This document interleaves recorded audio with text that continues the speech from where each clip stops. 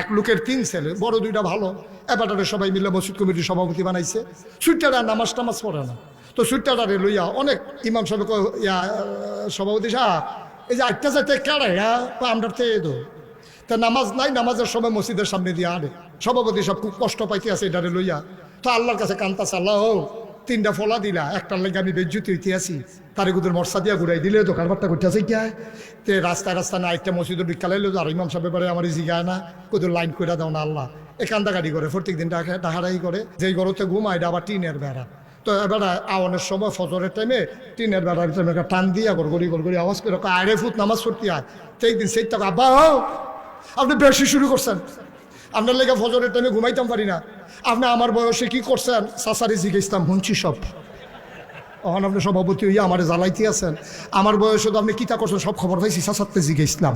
হ্যাঁ বেটা সরবে আর তারে ডাকো দেয় না, সাইডা দিছে আল্লাহর হাত।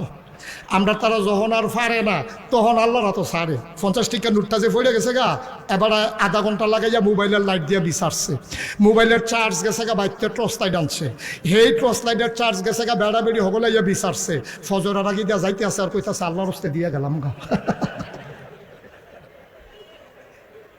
ফায় না তো দিব, কষ্ট হইতে আছে বোধ হয়, নাউজুবিল্লাহ কইতেন না। এখন ওই যে কথাটা বলতেছিলাম, নবীজি আবু বকর সিদ্দিকের লইয়া বাড়িছে, বাড়িয়া যাওয়ানোর কথা মদিনার দিকে, উনি গেছে উল্টা দিকে। কত বড় বিজ্ঞানিক, কত বড় দার্শনিক, কত বড় সমরবিদ, কত বড় জ্ঞানী মানুষ আমার নবী। ওরা জানে নবীকে খুঁজা না পাইলে মদিনার রাস্তায় খুঁজবে, এই জন্য তিনি হাঁটা দিলেন উল্টা দিকে। 3 দিন তিনি সাউর গুহায় থাকলেন। সাউর গুহার কিনারে যাওয়ার পরে পূর্ব আকাশের সূর্য হাসতেছে, ফকফকা আলু হয়ে যাচ্ছে। আবু বকর সিদ্দিক ডাক দিয়া কয়, ইয়া রাসূলুল্লাহ, সূর্য যদি উঠে যায় তাইলে তো আমরা ধরা পড়ে যাব, এখন কি করা? নবীজি বললেন, নো টেনশন, ওয়ালা তাহিনু ওয়ালা তাহজানু ওয়া আনতুমুল আ'লাউনা ইন কুনতুম মুমিনিন। কোনো পেরেশানি নাই, কোনো চিন্তা নাই, আল্লাহ আছেন, মোমেন যদি হই সফল কাম হবই হব, ঠিক কিনা বলেন? নবীজি গিয়া দেখে সুন্দর একটা গুহা, নবী ঢুকতে চাইলেন। আবু বকর সিদ্দিক বললেন, গুস্তাকি মাফ কর দিজিয়ে, ইয়া রাসূলুল্লাহ আপনি ঢুকবেন না। সুবহানাল্লাহ বলবেন না? আল্লাহর নবী কয়, আবু বকর কেন ঢুকবো না? কয় পাহাড়ি গুহা, সাপ থাকতে পারে, বিচ্ছু থাকতে পারে, আপনারে যদি কামড়ে দেয় এই জন্য আপনি আগে ঢুকবেন না, আমি ঢুকবো। আল্লাহ নবী কয়, তোমারে কামড়াবে না, আমারে কামড়াবে। কি মায়া নবীর! আল্লাহ কোরআনে কয়, ফাবিমা রাহমাতিম মিনাল্লাহি লিনতা লাহুম ওয়ালাউ কুনতা ফাজ্জান গালিজাল কলব লানফাদ্দু মিন হাওলিক ফাআফু আনহুম ওয়াস্তাগফির লাহুম ওয়াশাবিরহুম ফিল আমর ফাইজা আযামতা ফাতাওয়াক্কাল আলাল্লাহ ইন্নাল্লাহা ইউহিব্বুল মুতাওয়াক্কিলিন। কি মায়া নবীর!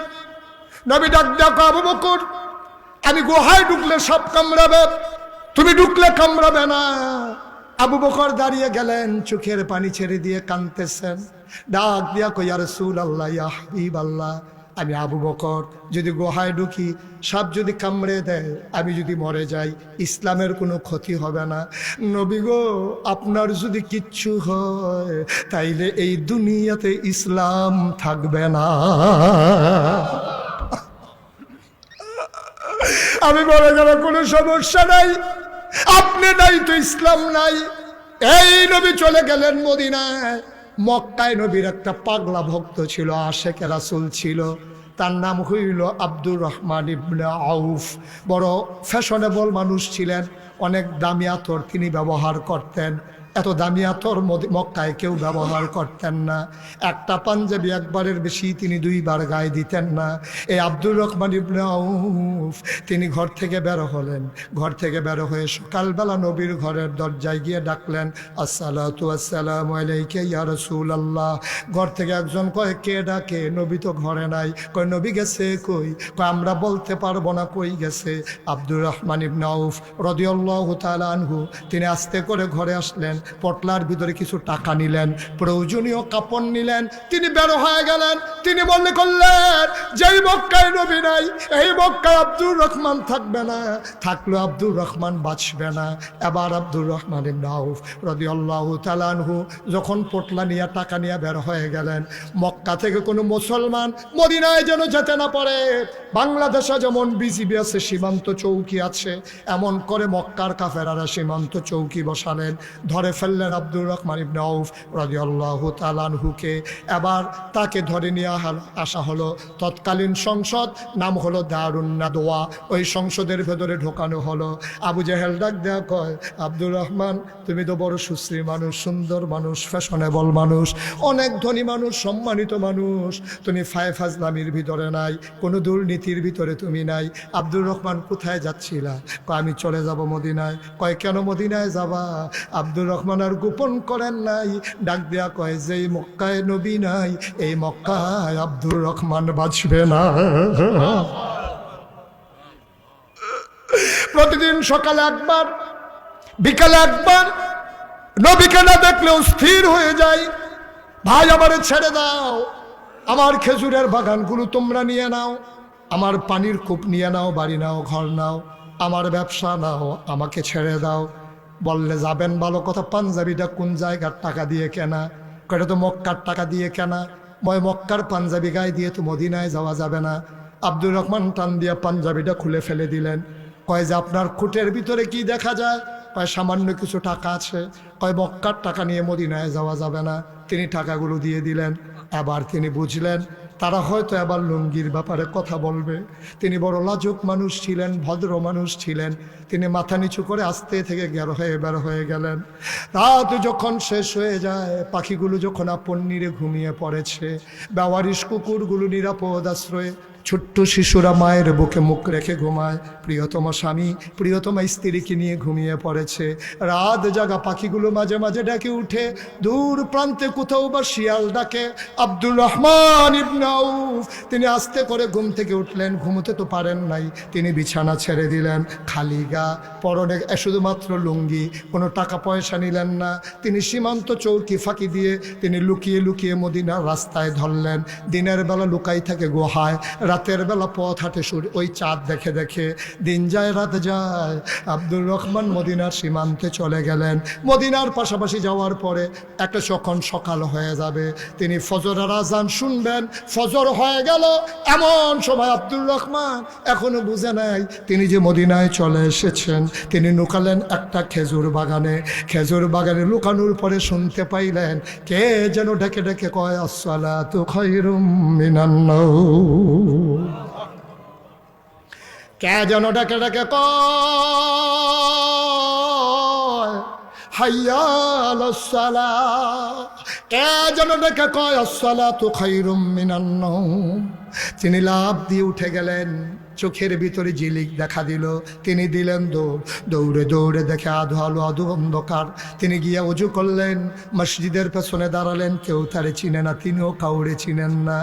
মুসলমান নবীর একটা অভ্যাস ছিল, নামাজ পড়ে তিনি ঘুরে বসতেন সাহাবাদের দিকে। আবার তিনি ঘুরে বসলেন। তিনি সবাইকে জিজ্ঞেস করলেন, কেমন আছো তোমরা? সবাই বলে, ইয়া রাসূলুল্লাহ ভালো আছি। হঠাৎ করে আব্দুর রহমান ইবনে আউফের দিকে নজর চলে গেল। আল্লাহর নবী ডাক দেয়া কয়, ওই কোনায় কে বসে আছে? ওই কোনায় এটা কে বসে আছে? আব্দুর রহমান আস্তে করে দাঁড়ালেন, ডাক দেয়া কয়, ইয়া রাসূলুল্লাহ আমি আপনার আব্দুর রহমান। কয় কোন আব্দুর রহমান? মক্কায় আমার এক আব্দুর রহমান ইবনে আউফ ছিল। কয় ইয়া রাসূলুল্লাহ আমি সেই আব্দুর রহমান ইবনে আউফ। কয় তোমারে দেখলে তো চিনাই যায় না, কি সুন্দর লাবণ্যময় চেহারা ছিল তোমার, চোখগুলো ছিল ভাসা ভাসা, গালের রং ছিল দুধে আলতায় মেশানো। আব্দুর রহমানকে চুলগুলো ছিল তোর কেমন হালকা হালকা কোকড়ানো, দাড়িগুলো ছিল কি সুন্দর প্রলম্বিত, এ তোর কেমন নমুনা হয়ে গেছে, চোখগুলো গর্তে চলে গেছে, গালের হাড্ডি ভেসে গেছে।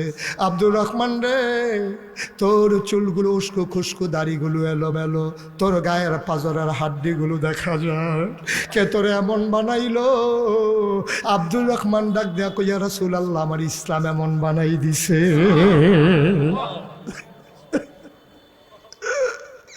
আল্লাহ আল্লাহর নবীকে আব্দুর রহমান আমার কাছে আয়। তিনি মিম্বার থেকে নামলেন, হাত দুটি লম্বা করে বাড়াই দিলেন, সাহাবারা মাঝে দিয়ে রাস্তা করে দিলেন। আব্দুর রহমান মৃদু পায়ে মাথা নিচু করে সামনে আগায়, টপ টপ করে তার চোখের পানিগুলো পড়ে। আল্লাহর নবী হাত বাড়িয়ে দিলেন, আব্দুর রহমান লাফ দিয়া নবীর বুকের মাঝে পড়ে গেলেন। নবী শক্ত করে ধরলেন, আব্দুর রহমানও নবীকে ধরলেন। আব্দুর রহমান নাক ঘষতেছে নবীর বুক মোবারকে, ঘষে ঘষে নবীর গায়ের জান্নাতি গন্ধ নিতেছে।